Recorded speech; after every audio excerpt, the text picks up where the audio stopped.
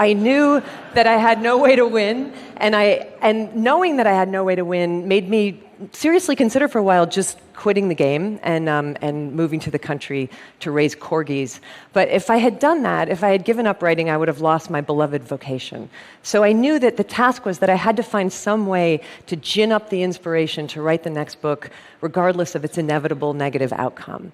In other words, I had to find a way to make sure that my creativity survived its own success. And I did, in the end, find that inspiration.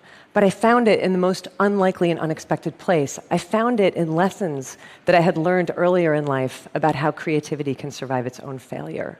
So just to back up and explain, the only thing I have ever wanted to be for my whole life was a writer.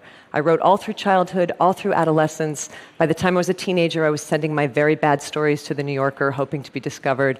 After college, I got a job as a diner waitress, kept working, kept writing, kept trying really hard to get published, and failing at it. I failed at getting published for almost 6 years. So for almost 6 years, every single day, I had nothing but rejection letters waiting for me in my mailbox. And it was devastating every single time. And every single time, I had to ask myself if I should just quit while I was behind and give up and spare myself this pain.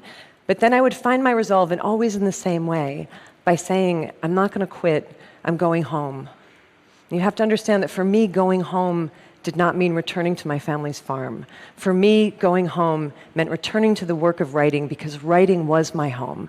Because I loved writing more than I hated failing at writing, which is to say that I loved writing more than I loved my own ego, which is ultimately to say that I loved writing more than I loved myself.